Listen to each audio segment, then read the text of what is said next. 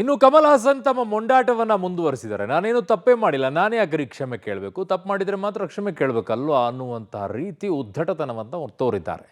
ಕರ್ನಾಟಕದಲ್ಲಿ ಈಗ ಹೋರಾಟ ಹೆಚ್ಚಾಗ್ತಾ ಇದೆ.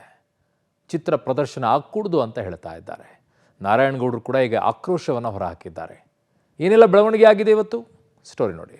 ನಟ ಕಮಲ್ ಹಾಸನ್ ಮತ್ತೆ ಮೊಂಡಾಟ. ಕ್ಷಮೆ ಕೇಳೋದಿಲ್ಲ ಎಂದ ಕಮಲ್ ಹಾಸನ್. ಕನ್ನಡಿಗರನ್ನ ಕೆರಳಿಸಿದ ಮೊಂಡು ನಟ. ಕನ್ನಡ ತಮಿಳಿನಿಂದ ಹುಟ್ಟಿದೆ ಎಂಬ ತಮಿಳು ನಟ ಕಮಲ್ ಹಾಸನ್ ಹೇಳಿಕೆ ಕನ್ನಡಿಗರನ್ನ ರೊಚ್ಚಿಗೆಬ್ಬಿಸಿದೆ. ಕಮಲ್ ವಿವಾದಾತ್ಮಕ ಹೇಳಿಕೆ ವಿರುದ್ಧ ಕೆರಳಿರೋ ಕನ್ನಡಿಗರು ಭಾರೀ ಆಕ್ರೋಶ ಹೊರಹಾಕಿದ್ದಾರೆ. ಇಷ್ಟಾದ್ರೂ ಬುದ್ಧಿ ಕಲಿಯದ ನಟ ಕಮಲ್ ಹಾಸನ್ ಮತ್ತೆ ಮೊಂಡಾಟವಾಡಿದ್ದಾರೆ. ನಾನು ಹೇಳಿದ್ದು ನನ್ನ ಪ್ರಕಾರ ಸರಿ, ನಾನು ಕ್ಷಮೆ ಕೇಳಲ್ಲ ಎಂದು ಹೇಳಿದ್ದಾರೆ. ಇದು ಕನ್ನಡಿಗರನ್ನ ಮತ್ತೆ ಕಿಚ್ಚೆಬ್ಬಿಸಿದೆ. See, they are confusing the issue. I think what I said was said out of love and with a lot of historians have taught me language history and that I didn't mean anything. So let's leave all these very in-depth discussions to historians, archaeologists and language experts. Both those who criticize me for this statement of love, I spoke to Mr. Shivanna. ನಾನು ಯಾವುದೇ ಕಾರಣಕ್ಕೂ ಕ್ಷಮೆ ಕೇಳಲ್ಲ. ನ್ಯಾಯದ ಮೇಲೆ ನಂಬಿಕೆ ಇದೆ. ನಾನು ಹೇಳಿದ್ದೇ ಸರಿ ಎನ್ನುವ ಮೂಲಕ ಕಮಲ್ ಉದ್ದಟತನ ತೋರಿದ್ದಾರೆ. ಕರ್ನಾಟಕದ ಮೇಲೆ ನನಗೆ ಪ್ರೀತಿ ಇದೆ. ತಪ್ಪಾಗಿದ್ರೆ ನಾನು ಕ್ಷಮೆ ಯಾಚಿಸುತ್ತೇನೆ.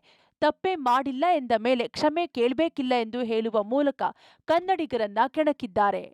This is a democratic country and I believe in law and justice and I believe always love will triumph. And my love for Karnataka is true. My love for Andhra is true. My love for Kerala is true. So nobody will suspect it except those with an agenda. I've been threatened before. And if I am wrong, I will apologize. If I'm not, I won't. It's my lifestyle. Please don't tamper with it. Shivanna ಸಮರ್ಥನೆ ಬಿಟ್ಟು ಕಮಲ್ಗೆ ಬುದ್ಧಿ ಹೇಳಲಿ. ಕನ್ನಡಿಗರಿಗೆ ಬುದ್ಧಿ ಹೇಳೋದು ಸರಿಯಲ್ಲ. ಕಮಲ್ ಹಾಸನ್ ವಿವಾದಾತ್ಮಕ ಹೇಳಿಕೆ ವಿಚಾರಕ್ಕೆ ಸಂಬಂಧಿಸಿದಂತೆ ನಟ ಶಿವರಾಜ್ ಕುಮಾರ್ ವಿರುದ್ಧ ಕರವೇ ನಾರಾಯಣಗೌಡ ಬೇಸರ ವ್ಯಕ್ತಪಡಿಸಿದ್ದಾರೆ. ಶಿವಣ್ಣ ಸಮರ್ಥನೆ ಬಿಟ್ಟು ಕಮಲ್ ಹಾಸನ್ಗೆ ಕ್ಷಮೆ ಯಾಚಿಸುವಂತೆ ಹೇಳಲಿ. ಅದನ್ನ ಬಿಟ್ಟು ಕನ್ನಡಿಗರಿಗೆ ಹೇಳೋದು ಸರಿಯಲ್ಲ. ಇದು ದೊಡ್ಡ ಮನೆಗೆ ಧಕ್ಕೆಯಾಗುತ್ತೆ ಎಂದು ಹೇಳಿದ್ದಾರೆ. ಇವತ್ತಿಗೂ ಶಿವರಾಜ್ ಕುಮಾರ್ ಕಮಲ್ ಹಾಸನ್ ಅವರನ್ನ ವಹಿಸಿಕೊಳ್ಳುತ್ತಿರೋದನ್ನ ಸಹಿಸಿಕೊಳ್ಳೋಕೆ ಆಗಲ್ಲ. 7.5 ಕೋಟಿ ಕನ್ನಡಿಗರ ಭಾವನೆ ದೊಡ್ಡದು ಅನಿಸಲಿಲ್ಲವಾ ಎಂದು ನಾರಾಯಣಗೌಡ ಪ್ರಶ್ನಿಸಿದ್ದಾರೆ. ಶಿವರಾಜ್ ಕುಮಾರ್ ಇವತ್ತಿಗೆ ನೀವು ಸಮರ್ಥನೆ ಮಾಡ್ಕೋತೀರಿ, ಅದೊಂದು ದೊಡ್ಡ ವಿಚಾರವಾ? ಅದನ್ನು ಇಷ್ಟೊಂದು ಬೆಳೆಸಬೇಕಾ? ಮತ್ತು ಯಾವುದು ಶಿವರಾಜ್ ಕುಮಾರ್ ಅವರೇ, ಯಾವುದು ದೊಡ್ಡ ವಿಚಾರ?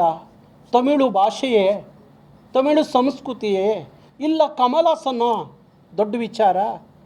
ನಿಮಗೆ ಕನ್ನಡ ಅನ್ನೋದು 7.5 ಕೋಟಿ ಕನ್ನಡಿಗರ ಭಾವನಾತ್ಮಕವಾದಂಥ ಕನ್ನಡ ನಿಮಗೆ ದೊಡ್ಡದು ಅಂತ ಅನ್ನಿಸ್ತಾ ಇಲ್ವಾ? ಇಲ್ಲ ಅದರ ಅಭಿಮಾನಕ್ಕೆ, ಸ್ವಾಭಿಮಾನಕ್ಕೆ ಯಾರಿಂದಲೋ ಧಕ್ಕೆ ಆಗ್ತಾ ಇದೆ ಅಂದಾಗ ಅದನ್ನು ಸಹಿಸ್ಕೊಳ್ಳಿಕ್ಕೆ ಸಾಧ್ಯ ಆಗಲ್ಲ ಅಂತ ಹೇಳುವಂಥ ಧೈರ್ಯ ನಿಮಗಿಲ್ವಾ? ಯಾತಕ್ಕೆ ಶಿವರಾಜ್ ಕುಮಾರ್ ಅವರು ಸಮರ್ಥನೆ ಮಾಡ್ಕೊತಾರೆ? ಇನ್ನು ನಟ ಕಮಲ್ ಹಾಸನ್ ಪರ ನಟಿ ರಮ್ಯಾ ಟ್ವೀಟ್ ಮಾಡಿ ಟೀಕೆಗೆ ಗುರಿಯಾಗಿದ್ದಾರೆ. ಆದರೆ ಸ್ಯಾಂಡಲ್ವುಡ್ ನಟ ವಸಿಷ್ಠ ಸಿಂಹ ಹಾಗೂ ಡಿಂಪಲ್ ಕ್ವೀನ್ ರಚಿತಾ ರಾಮ್ ಕಮಲ್ ಹಾಸನ್ ಹೇಳಿಕೆಗೆ ಕೌಂಟರ್ ಕೊಟ್ಟಿದ್ದಾರೆ. ತಪ್ಪು ಯಾರೇ ಮಾಡಿದ್ರೂ ತಪ್ಪೆ, ತಪ್ಪು ಮಾಡಿದಾಗ ಕ್ಷಮೆ ಕೇಳಬೇಕು ಎಂದು ವಸಿಷ್ಠ ಸಿಂಹ ಹೇಳಿದ್ದಾರೆ. ಎಲ್ಲಾದರೂ ಇರು, ಎಂತಾದರೂ ಇರು, ಎಂದೆಂದಿಗೂ ನೀ ಕನ್ನಡದವನಾಗಿರು. ನಮ್ಮ ಭಾಷೆ ಬಗ್ಗೆ, ನಮ್ಮ ಕನ್ನಡ ಭಾಷೆ ಬಗ್ಗೆ, ನಮ್ಮ ಭಾಷೆ ಬಗ್ಗೆ ಯಾರಾದರೂ ಮಾತಾಡ್ತಿದ್ದಾರೆ ಅಂದಾಗ ಅದಕ್ಕೆ ನಾವ್ಯಾಕೆ ವಾಯ್ಸ್ ರೈಸ್ ಮಾಡಬಾರ್ದು? ನಾವಿಲ್ಲಿ ಯಾವ ಭಾಷೆ ಬಗ್ಗೆನೂ ಕೆಟ್ಟದಾಗ ಮಾತಾಡ್ತಿಲ್ಲ. ನಾವ್ ಎಲ್ಲಾ ಭಾಷೆನೂ ವಿ ರೆಸ್ಪೆಕ್ಟೆಡ್. ಬಟ್ ನಮ್ಮ ಭಾಷೆ, ನಮ್ಮ ಕನ್ನಡ ಭಾಷೆ ಬಗ್ಗೆ ಯಾರಾದರೂ ಮಾತಾಡ್ತಿದ್ದಾರೆ ಅಂದಾಗ ನಾವು ಕನ್ನಡಿಗರಾಗಿ we have to stand for it. ನಂಗೆ ಇನ್ನೊಂದು ನಮ್ಮ ಭಾಷೆಲೆ ನಮ್ಮ ಕನ್ನಡದ ಹಾಡು ಇನ್ನೊಂದು ಹಾಕೋಕ್ ಬರ್ತಿದೆ. ದೊಡ್ಡವರಲ್ಲ ಜಾಣರಲ್ಲ, ಚಿಕ್ಕವರಲ್ಲ ಕೋಣರಲ್ಲ ಅಂತ. ಚಿಕ್ಕವ್ರು ತಪ್ಪು ಮಾಡಿದ ತಕ್ಷಣ ಸಾರಿ ಕೇಳೋವರೆಗೂ ಬಿಡಲ್ಲ ದೊಡ್ಡವರು. ಆದ್ರೆ ದೊಡ್ಡವ್ರು ತಪ್ಪು ಮಾಡಿದ್ರೆ, ತಪ್ಪು ಮಾಡಾದ್ಮೇಲೆ ಕ್ಷಮೆ ಕೇಳೋದ್ರಲ್ಲಿ ಏನ್ ತಪ್ಪಿದೆ? ಕನ್ನಡನ ಸರಿಯಾಗಿ ಮಾತಾಡದೇ ಇರೋರ್ನ ನಾವು ಹೀಗಲ್ಲ ಹೀಗೆ ಕನ್ನಡ ಮಾತಾಡೋದು ಅಂತ ತಿಳಿಸ್ತೀವಲ್ಲ, ಕಲಿಸ್ತೀವಿ ಆಕ್ಚುಲಿ. ಇನ್ನ ಕನ್ನಡ ಭಾಷೆ ಬಗ್ಗೆ ತಪ್ಪಾಗಿ ಮಾತಾಡೋರ್ನ ಏನಂತ ಹೇಳೋಣ. ನವೆಂಬರ್ 1ನೇ ತಾರೀಕು ಕನ್ನಡ ರಾಜ್ಯೋತ್ಸವ ಸೆಲೆಬ್ರೇಟ್ ಮಾಡ್ತೀವಿ. ನಾವ್ ಎಲ್ರೂ ಸಹ ಪ್ರತಿಯೊಬ್ಬ ಕನ್ನಡಿಗ ಅವರವರ ಸೋಷಿಯಲ್ ಮೀಡಿಯಾ ಪ್ಲಾಟ್ಫಾರ್ಮ್ ಅಲ್ಲಿ ಅವರವರ ಪ್ರೀತಿನ, ಅವರ ಅಭಿಮಾನನ ತುಂಬಾ ಚೆನ್ನಾಗಿ ವ್ಯಕ್ತಪಡಿಸ್ತೀವಿ. ಇವಾಗ ನಮ್ಮ ಭಾಷೆನ, ನಮ್ಮ ಭಾಷೆ ಮೇಲಿರುವಂತ ಪ್ರೀತಿ, ನಮ್ಮ ಭಾಷೆ ಮೇಲಿರುವಂತ ಗೌರವನ ನಾವು ತಿಳಿಸೋಣ. Everything is fair in love and war ಅಂತಾರಲ್ಲ, ಆ ಮಾತನ್ನ ಮೋಸ್ಟ್ಲಿ ಅವರು ತುಂಬ ಸೀರಿಯಸ್ ಆಗಿ ಪರಿಗಣಿಸ್ದಂಗಿದೆ. ಬಟ್ ಪ್ರೀತಿ ಇದ್ದ ಕಡೆ ಕ್ಷಮೆನೂ ಇರಬೇಕು, ಪ್ರೀತಿ ಇರೋ ಕಡೆ ಗೌರವನೂ ಇರಬೇಕು. ಎಲ್ಲೋ ಒಂದು ಕಡೆ ನನಗೆ ಅಂದರೆ ಒಂದು ಸ್ಟೇಟ್ಮೆಂಟಲ್ಲಿ ಯಾರು ಭಾಷಾ ಜ್ಞಾನಿಗಳು, ಭಾಷಾ ತಜ್ಞರು ಮಾತಾಡಬೇಕಿದ್ರ ಬಗ್ಗೆ ಅಂದಾಗ ಆ ಸ್ಟೇಟ್ಮೆಂಟ್ನ ಮೆನ್ಷನ್ ಮಾಡಲಿಲ್ಲ ಅಂದರೂ ಆಗಿರೋದು. ಮೆನ್ಷನ್ ಮಾಡಿಬಿಟ್ಟಿದಾರಲ್ಲ ಅಪ್ಪಿ ಅದು ಓಕೆ. ಇದರಿಂದ ನನಗೆ ಹರ್ಟ್ ಆಗಿದ್ರೆ ಕ್ಷಮೆ ಕೇಳಿದ್ರೆ ಬಹುಶಃ ದೊಡ್ಡವರಾಗೋರು ಇನ್ನೂ. ಯಾಕಂದರೆ ನಾವೆಲ್ಲರೂ ಅವ್ರನ್ನ ಇಷ್ಟಪಡ್ತೀವಿ, ನಾವೆಲ್ಲರೂ ಅವ್ರ ಅಭಿಮಾನಿಗಳಿದ್ದೀವಿ.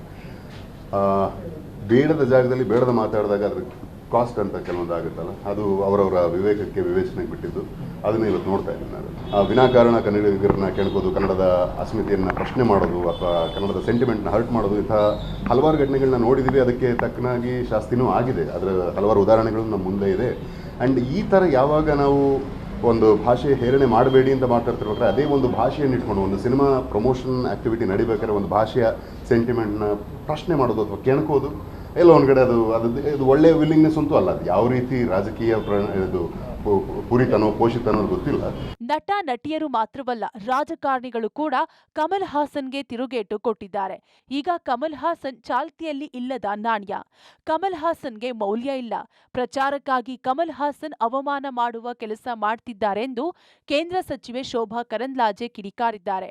ಸಚಿವ ಶಿವರಾಜ್ ತಂಗಡಗಿ ಮಾತನಾಡಿ, ಕ್ಷಮೆ ಕೇಳದಿದ್ರೆ ಕಮಲ್ ಹಾಸನ್ ಸಿನಿಮಾ ಬ್ಯಾನ್ ಮಾಡಲಾಗುವುದು. ಕ್ಷಮೆ ಕೇಳುವವರೆಗೂ ನಾವು ಬಿಡೋದಿಲ್ಲ ಎಂದ್ರು.